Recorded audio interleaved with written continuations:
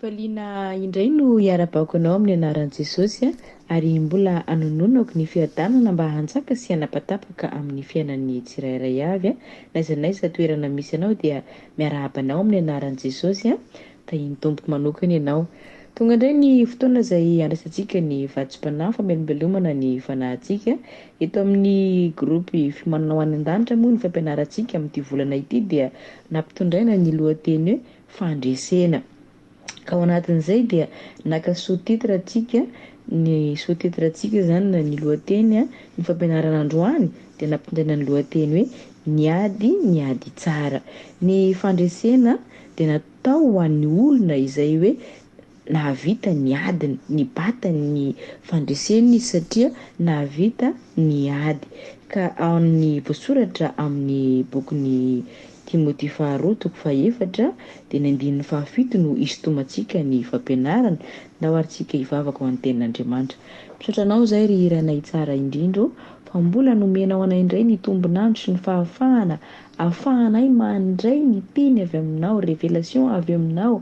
Ka eto Tompo mangataka aminao izaho izay tendrenao hitondra ny teny azavela hiteny araka ny fahalalako aho fa oka ianao fa nay masino ny ampiteny eto androany fa izaho dia kanalina fotsiny ihany ampitany izany teninao izany.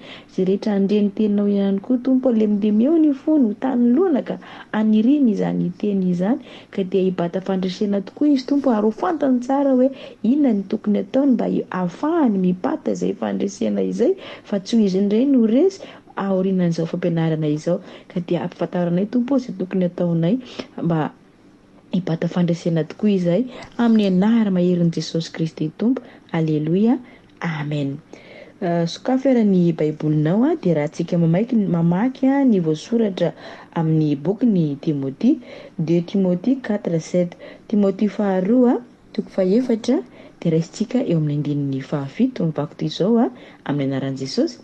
Efa niady tsara aho, nahatateraka ny fihazakazahako aho, nitahiry ny finoana aho, hatr'izao dia tehirizina ho ahy ny satroboninahitry ny famarinana izay omeny Tompo mpitsara marina ho ahy amin'izany andro izany ary tsy ho ahy ihany fa ho an'izay rehetra tia ny fisehoany koa. Aleloia.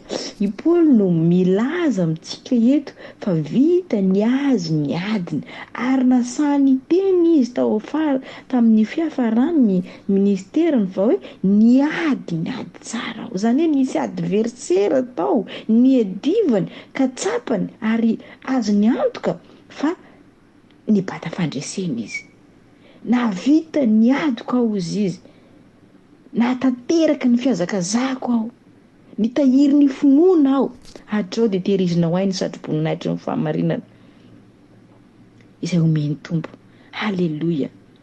Raha i Paoly no nilaza an'izany vita niezaka foana nitazona ny finoana ninona ny zavatra niseho dia nanohitra hatrany ny adversaire-ko aho. Matoa misy niady dia misy ny ekipa adverse ary mba hahafahantsika mibata fandresena dia ny fahalalantsika ny heriny ny fahavalontsika fa raha tsy fantatsika hoe iza moa ny edivana, iza moa no tsy maintsy resena, iza moa no tsy maintsy azera dia tsy hibata fandresena na oviana mihitsy. Raha tsy fantatrao ny adversaire-nao fa hoe atsipitsipy any fotsiny ny bala dia ho lany bala tanana ianao fa tsy daraboka mihitsy ny adversaire fa tsy maintsy fantarinao aloha hoe iza moa ny adversaire-ko. Manoloana an'izay ihany koa dia mametraka stratégie ahoana ny fomba atao mba haresy ny fahavalo fa tsy ho azo mihitsy ny fandresena raha tsy faresy ny fahavalo.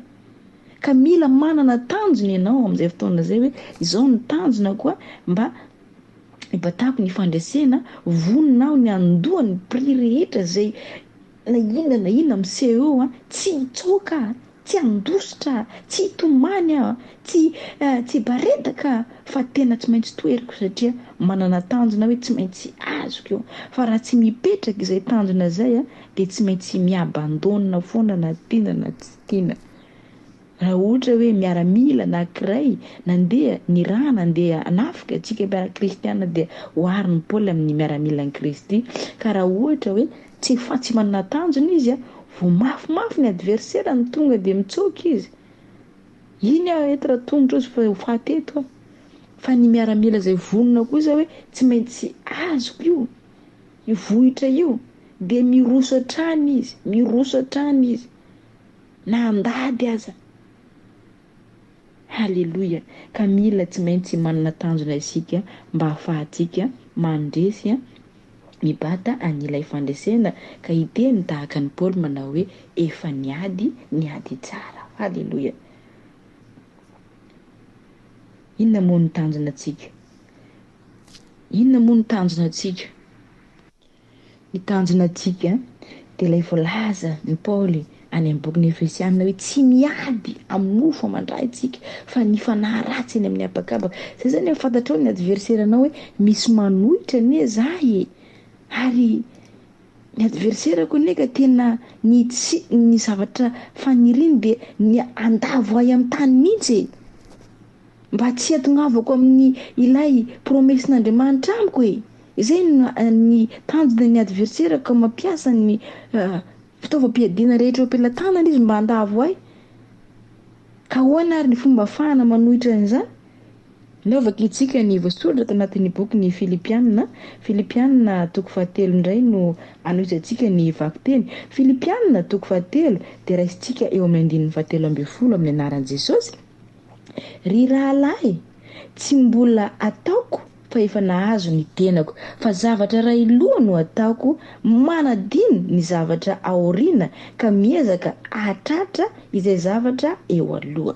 Manoloana ny adversairana, manoloana ny ady izay natrehany, manoloana ny guerre. Tsy natrehany Paoly dia nametsaka stratégie izy hoe zaho izy mbola tsy nahazo fa izao ny zavatra ataoko, mametraka tanjonao, zavatra iray loha no ataoko, manadino ny zavatra aoriana ka miezaka hahatratra izay eo aloha. Aoka ianao tsy ho variana amin'ny zavatra efa lasa any, aza mitardia amin'ny zavatra efa niaoriana amin'ny lamosina ho any, fa miavansa foana, mandrosoa hatrany fa indraindray ny fahavalo dia manao mahavarim-bariana antsika ny fotsiny mba tsy ahafahantsika miroso. Ireo zanak'Israely ireo dia voalaza fa nijanona nisaona ny Mosesy tanatin'ny 40 andro izy ireo, tokony androso izy mba haka n'ilay terre promise, zany hoe ny tany izay nampanantenan'Andriamanitra azy, fa eo izy mbola nisaona mono izy ihany. Andriamanitra niteny taminy mandra anareo ve dia hovariana eto foana fandana mandroso anareo. Nefa tamin'izany dia voalaza ny bokin'ny Deutéronomie fa tsy nahita ny fatin'ny Mosesy izy ireo, fa mbola eo ihany izy, mbola variana misaona ihany. Indraindray tsika dia varimbarianina devoly, varimbarianina amin'ny zavatra tsisy dikany, varimbarianina amin'ny zavatra efa lasa any. Tsy azoko mihitsy maninona ary tsy mety mandeha ty zavatra ty, fa izao miavansa hatrany. Tahaka ny tenenan'ny Paoly, zavatra iray lohany ihany no tanjona petrako, manadino izay zavatra efa any aoriana aho ka miezaka mahatratra izay zavatra eo aloha. Miezaka mahatratra marina aho ka hazoako ny lokan'ny fiantsoan'Andriamanitra any ambony ao amin'ny Kristy Jesosy. Izay zany ny tanjony, miavansa foana aho, miezaka aho hahatratra ny marika, azahoako ny lokan'ny fiantsoan'Andriamanitra any ambony ao amin'ny Kristy Jesosy. Ka na iza isakasakana, na inona zanatsipaka lefan'ny Satana, tsy ataoko mampilavo ahy zany, tsy ataoko mampihemitra ahy zany, fa mandroso hatrany aho. Halleluja.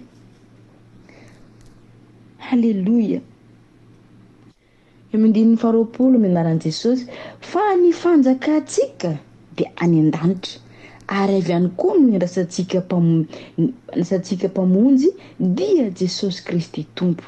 Ny fanjakatsika dia any an-danitra, ka aoka tsika hiezaka hahatratra izany.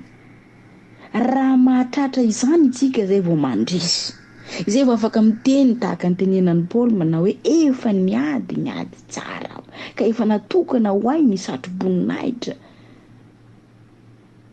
Alaivo sary an-tsaina nge, raha misy mpiazakazaka anankiray reny mpanao korsa reny, raha miazakazaka izy ka lozany mierikerika mijery ny anorina anakaiza, adversaire avy teo anakaiza, ho lasa va izy tsotratrany tsy ho dépasser ny namany ihany izy, fa tsy misahirana mijery zany fa defa iriny point d'arrivée mijery an'iny foana izy, mijery an'iny foana izy, niza misy manakora eny any amin'ny sisiny eny, tsy sahirana amin'izany izy fa ny azy de fixeny amin'ilay point d'arrivée foana masony. Ka toy izany ihany koa tsika araka ny voalazan'ny Paoly hoe any an-danitra ny fanjakantsika, de aoka samy concentré amin'izany ahoana ny fomba ataoka mba hampandroso ahy mba atonga ahy amin'ny tanjona izay nametrahan'i Kristy ahy dia andova izany fanjakany lanitra izany. Halleluja. Nandritra ny ministeran'ny Paoly Ravana dia betsaka tokoa ireo sakatsakana, ireo zanatsipika nalefa ny fahavalo mba handavo azy manoloana an'izany tsy mba nitsokan-daharana izy ka nafahany ny teny manao hoe efa niady tsara aho, efa niady tsara aho. Halleluja. Tena betsaka hoy aho ny sakasakana, tena betsaka ny fahoriana izay netrehany, betsaka ny zavatra izay tsy maintsy nitoeriny, fa kosa nandroso hatrany izy, nandroso hatrany satria fantany ny tanjona izay tsy maintsy orombahany, tsy maintsy idirany. Ka raha nitsokan-daharana izy dia tsy mba nahazo an'izany mihitsy fa any an-danitra ozy izy ny fanjakantsika. Ndao ange jerentsika ny voasoratra ato anatin'ny boky Koretianina faharoa izay nitantarany Paoly ny zavatra nanjo azy nandritra ny fotoana izay nanom-pony tetỳ ambonin'ny tany, satria mantsy indraindray tsika dia maniry mihitsy mba teo tahaka ny Paoly amin'ny fanompona, fa tsika ve tena vonona tokoa isotro ny kapoaka izay nisotrony Paoly, fa izy dia nasany ijoro vavolombelona hoe izaho dia na dia mafy aza nanjo ahy tsy niala tamin'ny tompo mihitsy ny fitiavako, ary izy ihany koa dia naporisika antsika mihitsy hoe manahafay ianareo tahaka nanahafako an'i Kristy. Ka mba ahafahantsika hoe aiza ho aiza tokoa moa taiza ny lalana andranan'ny Paoly dia ndaovaka itsika ny voasoratra ato anatin'ny bokin'ny Koretianina faharoa toko faha 1:12 indray nozatsika ny vaky teny. Koretianina faharoa dia raisitsika amin'ny Koretianina faharoa toko faha 1:12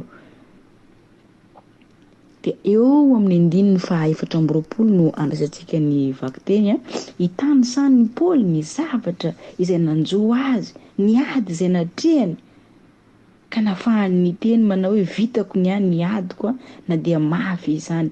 Fa hoy izy amin'ny 4:20 amin'ny anaran'i Jesosy, indimy aho no nikapoany jiosy inefapolo ratsaka iray avy. Tsy mba indray na indroa fa indimy Paoly nikapoana salan'ny esclave, nikapoina salan'ny mpangalatra, nikapoany jiosy, ny olona izay hoe atao hoe anohana indray no nikapoka. Raha ianao angamba izany mety efa niala mivavaka mihitsy ianao, mety efa nandany vavaka mihitsy ianao, izy ianao tena tsy vitako ty za ve kapokapoana ohatrany, na dia hoe teny kely fotsiny aza ny tenenina ny olona anankiray mahatonga ny olona miala fiangonana, tsy manompo an'Andriamanitra intsony, mahatonga ny olona mitady fiangonana izay hoe mampetipety ny tenany, tsy mampangidigidy sofina azy, mahatonga ny olona miala anatin'ny groupe fivavahana satria hoe nahazo teny mafimafy kely mba hoe fananarana nefany fa i Paoly teto tsy nangalatra izy, tsy namono olo izy fa indimy aho izy no nikapoany jiosy inefapolo latsaka iray avy. Ny kapoka dia natao famaizana, kanefa Paoly nitory ny filazantsara ka izay no nanjo azy.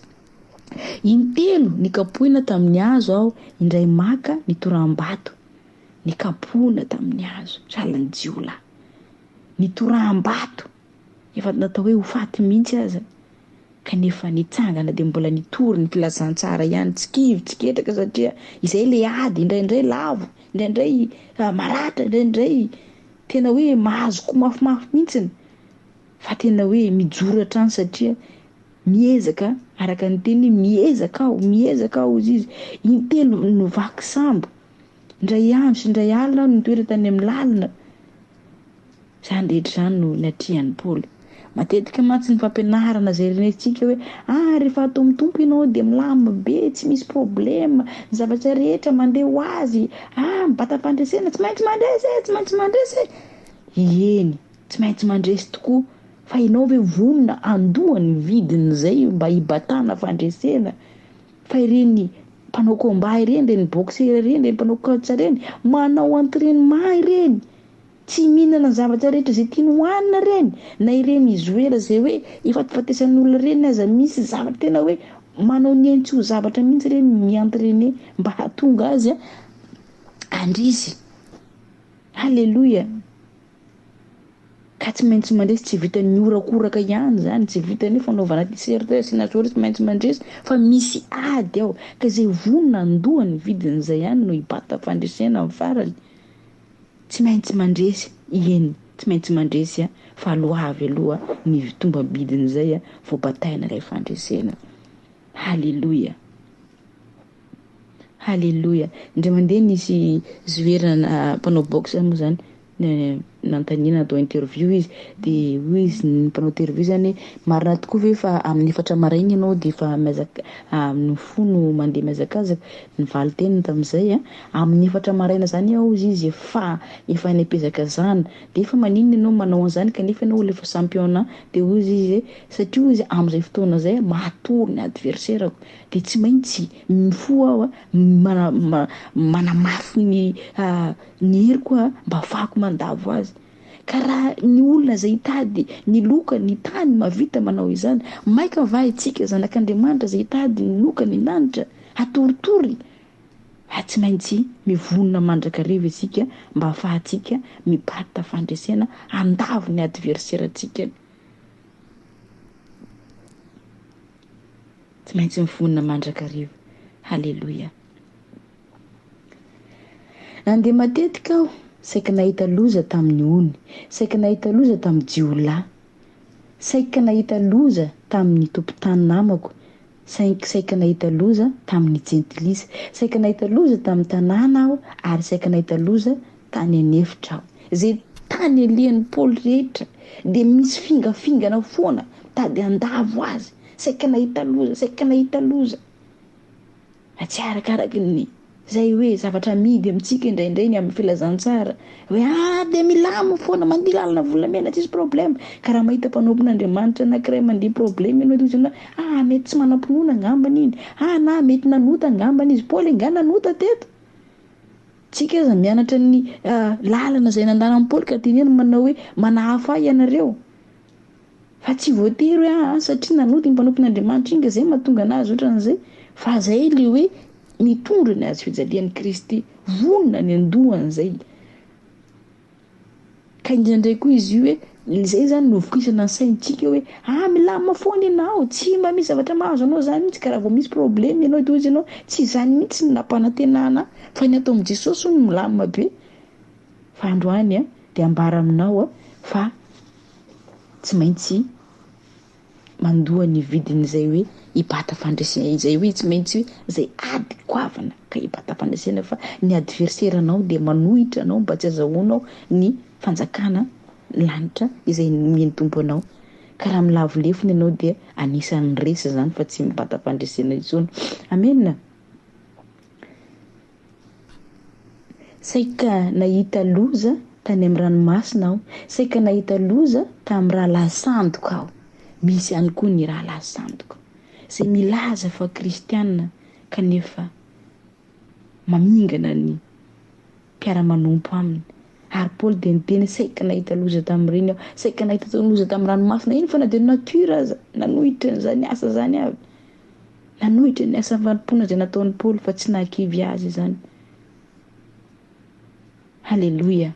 20 tamin'ny fisasarana sy ny fikelezanaina, tamin'ny tsy fahità-toro matetika, tamin'ny fanohana sy ny etaeta, tamin'ny fivadikanana matetika, tamin'ny atsika sy ny fitanjahana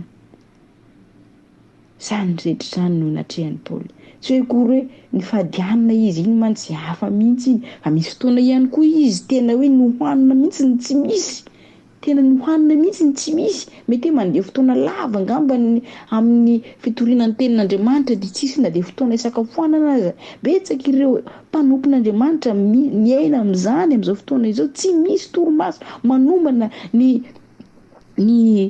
fitoriteny izay atao. Mitory-teny indray avy eo dia tsisy na fotoana hinanan-kanina aza fa dia mitory-teny tonga ihany ny fotoana lasa indray mandeha amin'ny toerana hafa. Tsy mora ny manara-dian'ny Tompo. Tanteraka tsika izany vao afaka miorakoraka tsika hoe nandresy aho, nibata ny fandresena aho, azoko ny loka izay nampiomany Kristy ahy. Halleloia. Ka hoy Paoly manahafay ianareo tahaka nanahafako an'i Kristy. Halleluia. Natao an'ny olona mahery ny fandresena. Ka hoy ny bokin'ny Isaia manao hoe izay kely hery aoka hieka izy manao hoe mahery aho. Fa mahay manao ny zavatra rehetra isika amin'ny alalan'ilay tiantsika.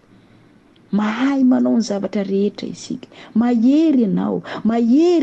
Fa ny tenin'Andriamanitra dia ny teny manao hoe tsy nomen'Andriamanitra fanahy osa isika. Satria fantany fa mafy ny adverserantsika ka tsy nomena fanahy osa isika fa fanahy mahery no nomena antsika mba hatahantsika fandresena. Ka ao aminao ilay force, ao aminao ilay hery, ao aminao ilay fahazotoana, ao aminao ny rehetrarehetra to.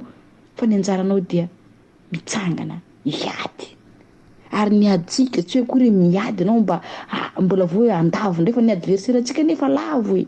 Fa miady mba hiazona n'ilay fandresena izay efa niraisina tamin'i Jesosy. Dia hiazona n'io no ady ataonao. Fa tsy hoe kory mbola andavo ndray fa izy efa lavo. Ny fahavalo dia efa lavo. Fa mbola sy tombony koa ianao hiaraka lavo aminy ka mba hijoroanao mandrakariva zany dia tsy maintsy miady ianao. Halleluia. Maherezy ianao. Ataovy izay azonao atao fa momba anao ny Tompo. Afakitsika. Sotranao izay Tompony amin'izany teninao izany. Fa ianao tokoa dia mampahery anay isan'andro ary nanome anay ny fahefana sy ny hery mba hafana mandavo ny adverseranay dia ilay divoly sy menarana ela izany. Jesosy aho. Misaotra ny amin'ny fandresena izay fanomenao anay. Misaotra ny amin'ny modely izay nambaranao fa izao ny atao mba hafahanay mihazona izany fandresena izany. Misaotra Kristy io. Amin'ny anara maherin' Jesosy. Amen.